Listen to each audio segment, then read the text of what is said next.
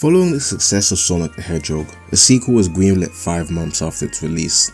The development cycle of the sequel was a mess, to put it lightly, with the team in charge of development being the Sega Technical Institute, or STI for short, who initially wanted the 1992 release only for Sega to decline, feeling like a year was too soon for a sequel.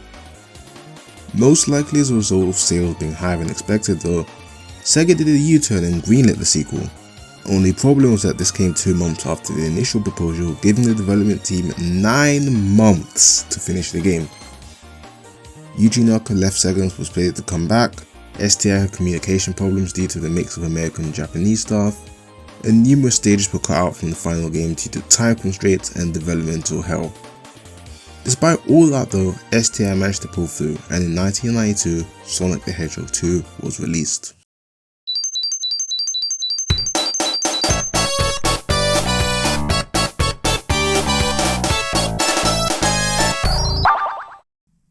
As the title of this video no doubt suggests, I think Sonic 2 is a much better game than the original for quite a few reasons.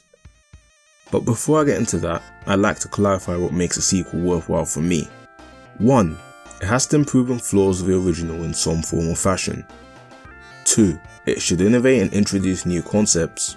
And 3. It should have a better understanding of the IP's identity. A great example of a sequel done right is Crash Bandicoot 2. It removed many gimmicks from the first game that didn't work, gave the orange marsupial new moves to mess around with, and made the overall adventure much more streamlined in general. On the other hand, an example of a sequel failing in almost every possible regard is Bubsy 2, but that series can wait for another time.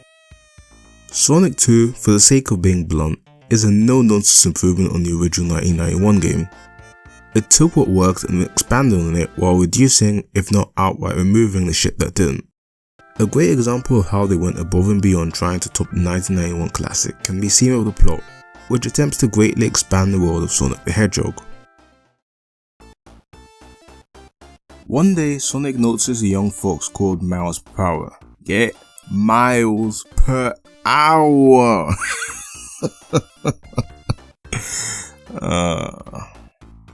Following him, who manages to keep up with Sonic due to his 2 tails. Tails gets bullied often by the other foxes for his extra tail, but seeing Sonic inspired him to be just as cool as him. Realizing that Tails isn't a threat, Sonic allows him to tag along. One afternoon, Tails discovers a tornado on the beach with Sonic under its wing and approaches it to take a closer look. However, an explosion happens in the nearby forest as he's doing so. Dr. Eggman has detected the presence of the Chaos Emeralds once again, including the 7th one that appeared to be lost to time, and is after them so he can finish his famous fortress called the Death Egg. As Sonic, with Tails tagging along, your objective is to stop the Doctor from accomplishing this. While this appears to be a simple plot of face value, it A. introduces a new character in his backstory, B. reveals that there is a 7th Chaos Emerald, which also has gameplay ramifications, more on that in a bit, and C. presents Dr. Eggman as a much more sinister villain compared to the first game, increasing the stakes and making the endgame much more climactic. Mechanically, Sonic 2 improves on Sonic 1 by introducing a spin dash, a technique that has become synonymous with the Hedgehog. By holding down on the D-pad followed by the jump button, Sonic begins revving up a spin dash, which can propel you forward super fast when you release the down button.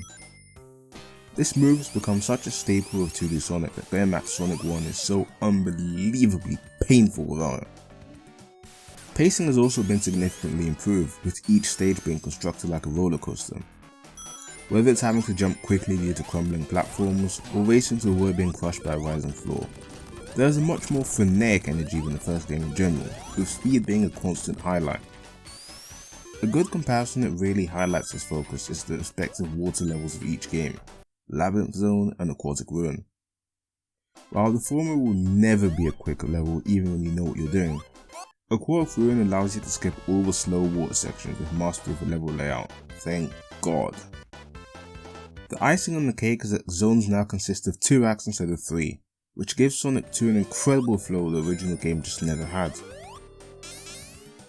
The only real low point in terms of level design is Metropolis Zone, which not only has 3 acts instead of the 2 introduced in this game, making this the longest zone in the game by default. but the enemies in this level are ridiculous. You've got Astrons who split into tiny pieces and can catch you off guard at the worst moments. Shell Crackers who are incredibly annoying to hit due to their placement on the low ceiling and the extendable claw. And Slicers who have some of the most horrific enemy placement I've ever seen in a video game, as well as an incredibly annoying projectile attack that can catch you off guard. You know, assuming I have the emeralds at this point, I always try getting Supersonic in the stage, but these enemies are brutal. Speaking of special stages, they have also seen a significant upgrade.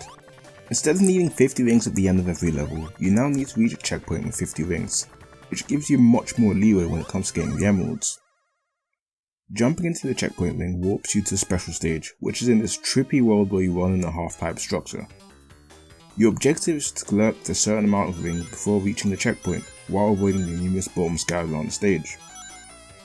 I like these special stages a hell of a lot more than the ones in Sonic 1 purely because I feel like I'm in complete control of my actions, with my only real problem with this format being Tails' delayed movements compared to yours, which can really wreck your shit in later special stages. Unlike Sonic 1 though, the emeralds are totally worth collecting though, as for the first time in the series, Sonic is able to transform into Super Sonic after collecting 50 rings, a clear homage to Dragon Ball Z's Super Saiyan. In this form, Sonic is impervious to damage, jumps higher, and is faster than usual. From a pure gameplay perspective, getting the emeralds feels fulfilling purely because you can actually feel the benefits of getting them in-game. However, I think I prefer the normal ending of Sonic 2 a little more, and let me explain why. The final boss of the game takes place on a Death Egg in space, where you're first put up against Silver Sonic, who's a total pushover, and the Death Egg robot, which Eggman gets to by outrunning Sonic? Anyway, the Death Egg robot can be a really tricky fight in itself because the hitbox for the prick is ridiculously jank. Thankfully I now know where to cheese him so he's not as bad, but this boss must have caused so many game moves for kids playing this back in the day. Once you beat the Death Egg robot, the Death Egg begins exploding, with Sonic having to jump out of it at the very last second. With no Chaos Emeralds, he begins to fall towards Earth with no means of landing safely. Oh, we have plenty of proof he'd survive before a future game to go off of. However, Tails notices this, and coming full circle, swoops into his sister's body one last time. After Sonic helped him discover himself, he saves Sonic from certain death, and that's why I love this ending so much more than the good one. It's simply a beautiful display of camaraderie that the game has built up throughout the entire adventure. I'm sorry if it seems like I'm undermining Sonic 1 here with this review folks. I respect it quite a bit for being the game that introduced the concept of the blue blur to the world, but Sonic 2 is just better in almost every way imaginable. With all the fundamental improvements it makes, it's not only a great Sonic game, but a great game period that I believe anyone can get into and enjoy with little to no fuss. If you haven't played it already and are a fan of platformers, I highly recommend you give it a shot.